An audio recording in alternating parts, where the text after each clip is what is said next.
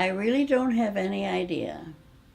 I have no idea where I was born, but I know I ended up in Children's Hospital um, because I had some sort of blood condition, and I actually have a scar on my elbow and on both ankles because I had to have blood transfusions. But why? I have no idea. I really don't. I have no idea who my mother was. I only heard stories about her. She was 28 years old when I was born, and she died. Sure. She died. She had one more child, and she died when she was 28. So I have no idea where I was born. And when she died, I had two older sisters. One was 7, one was 5, and I was 2.5. And it was Depression. It was 1933. So my uncles, some were out of work, they had children. They couldn't take any of us. So we ended up in a Polish orphan home in Cheektowaga, New York, in Sloan, New York. So I was there from when I was 3 till I was 12. It was run by the Felician sisters. Their mother houses in Poland. And because they didn't have another 3-year-old, they couldn't leave a nun taking care of me, so they put me in kindergarten. So then I was in first grade when I was 4, and I graduated from 8th grade when I was 12, and from high school when I was 16, and then when I graduated, then I had to find a job and a place to live at 16. How about that? We had a very good bringing up in the orphan home with good basics, you know. And it was fun. Christmas was fun. To tell you the truth, being surrounded, there were 30 girls in a group. There were 5 groups of girls and 2 nuns to 30 girls. And I barely managed with 6 kids. I don't know how those nuns did it, believe me, but they did. We have good memories from there, and my father used to come and visit. He worked on the railroad. He was a brakeman, so we couldn't stay with him because he was away 2 or 3 or 4 days a week. And so he used to come and visit, not that often, I remember in the orphan home was horrible. You'd sit there in the playroom and be doing whatever you needed to do, and the phone would ring, and you were hoping you'd be called to the guest and somebody else would be called. You always hoped that your father would be there, but sometimes he didn't show, so sometimes it wasn't easy, So, but I was in foster homes after I got out of the orphan home at 12, and then from there, I went to a boarding school run by the Sisters of Charity, the ones with the big hats, you've seen them, very French. And I was there till I graduated from high school. My father insisted that I go to that high school. It was Villa Maria High School, and the tuition was only $50 a year. But sometimes I had to chase him in a bar on payday to get my tuition, or they wouldn't give me my grades. But I survived. I took a business course because I knew. At first I walked into a class and they said it was there was either classical or business, and classical was like college entrance. And I said, no, I think I have to earn a living, so I better go to business. And I went to the business school, and I learned typing and shorthand, and we all took some sort of musical instrument in the orphan home, and I played piano. So my fingers were really nimble, and I was excellent at typing. And then I had to find a place to live because I had to leave that boarding school. So my business law teacher said her sister had an extra room, and she was looking for somebody to help with her children. And she lived up north in the northern part near University of Buffalo. So I went to stay with her, and she had 2 little kids. They were really cute. And then I went to an agency to look for a job. And when I got the job, the lady said I couldn't live there because she expected me to be her sitter and her housekeeper. So I couldn't live with her, but I had a girlfriend that was in boarding school with me with the Sisters of Charity, and she lived with her dad. And I called her, and I lived with her, and and then I had a job.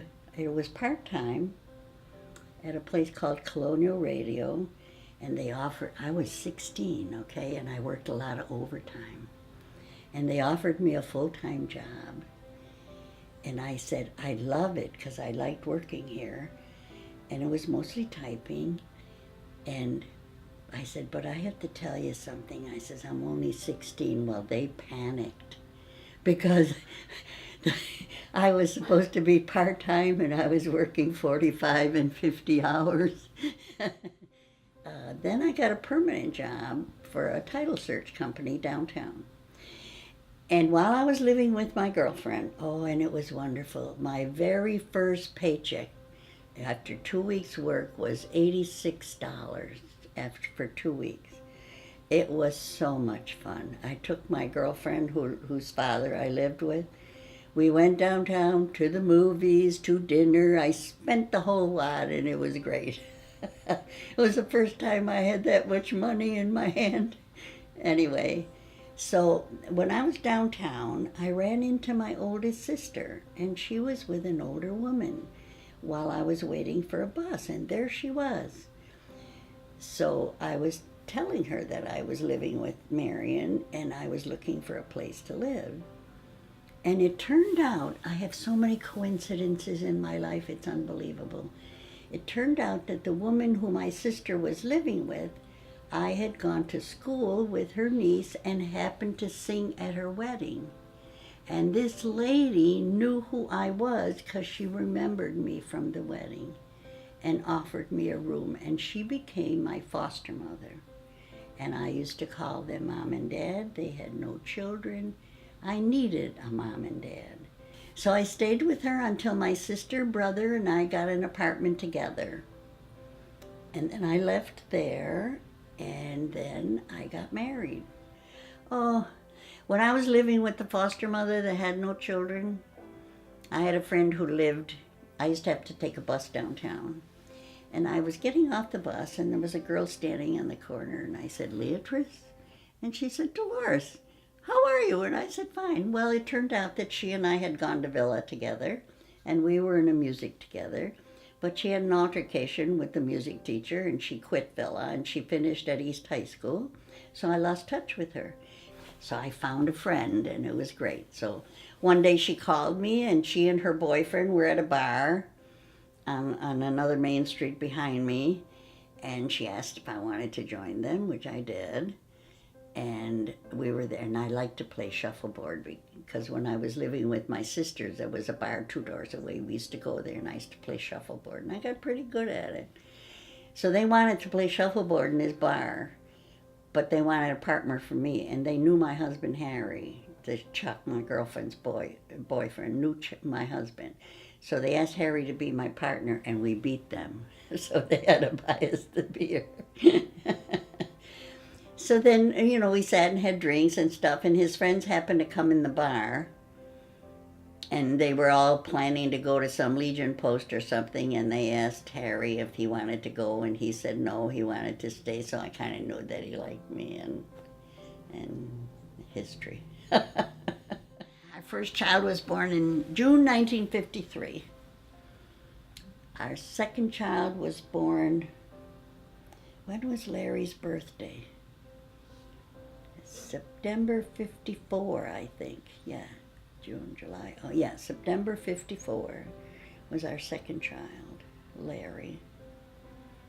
And then a couple of years later, I had a second daughter. And then a year and a week later, I had a fourth child who was born profoundly retarded. Was born with insufficient brain development and cerebral palsy. And he's been in the system in New York State since he's 3 years old. He's now 56. My 3 oldest children have since passed away. 2 of them in 1 year. I'm a survivor. And then after I had to put my son in an institution because I couldn't take care of him and the other children too, I didn't expect to get pregnant again, but I did. And everybody was hoping I'd have a boy, which I did, and that was Jeff, my son. And then I had my last one, Peggy. She was a surprise. So thank God I had 6 children. And my husband only worked 13 weeks out of 52 1 year. When I found out my daughter had diabetes, my son fell and had 7 stitches under his chin. My second daughter had 104 temperature, and we found out that my 4th child was profoundly retarded. That was all in 1 year, and my husband only worked 13 weeks that year. I worked. They had a Chamber of Commerce parade downtown. My husband was going to take the kids to the parade. And I was going to stay. I stayed home because it was his birthday, and I was going to bake my husband a birthday cake. And when he came, and the Las Vegas float was going to throw out silver dollars, and I said, "You make sure that the kids are there so they can catch silver dollars." And when he came home, I said, "Well, did you see the Vegas float? Did you get any silver dollars?" And he said, "The kids had to go to the bathroom." I said, "You should have let them pee their pants." That was called desperate. My husband and I separated after 14 years of marriage, and my youngest daughter was 2, and my oldest daughter was 14 when my husband and I separated, so I ended up raising all the kids by myself. Jeff was in the, I loved it when he was in the service. Of course I worried, but we traveled, you know. I went to visit Jeff wherever he was stationed, you know, and we've been in Massachusetts, Colorado, Kansas, Georgia, everywhere, you know. And Peggy went, when she went to Fashion Institute. She was in New York. She lived in Hoboken, and she commuted to New York, and she graduated. She didn't go there 4 years. She went to a college in Buffalo, and then she went to New York to Fashion Institute for a year or 2, and then got her degree there in marketing and fashion, and came back to Buffalo. And she worked for J.C. Penney's as a manager, and now she's a district supervisor for Pottery Barn. Interestingly enough, my son, the soldier, had 3 girls, and my daughter, who went to the Fashion Institute of Technology in New York, had 2 boys. I did a good job. They were 2 and 3. I raised them by myself. Practice makes perfect. I'm a very lucky lady. I've survived a lot, but I have children that love me. And they really, really love me. And I have, I think, 11 grandchildren, 11 or 12. I have 13, I think, great-grandchildren, and a few step. So we have quite a family, you know, very happy family, very caring for each other. I did a lot I had an interesting life, but it all came after my husband passed away, you know. So, but it was good. It was good. And now, I tell you truly, these are the best years of my entire life. Now, I'm fairly healthy. I still drive. I'm able to drive my landlady who's losing her eyesight. I can take her to the doctor and everything. That's why God put us together. He had a plan. And I can truly say, and I've said this to everybody, that these are the happiest years of my life. Even happier than when I first got married. How about that? Each day, each year, a prayer, a tear. When I think of you, Mother dear, I sigh, I cry for days gone by. And I wish that you were here. Mother dear, do you hear me calling you? Through the years, through the tears, for your love so true. Mother angel so fair, do you hear me up there? Every night when I say my prayer, always sweet, I will keep your memory in my heart, held apart as a shrine to thee. Mother dear, do you hear, do you hear, do you hear?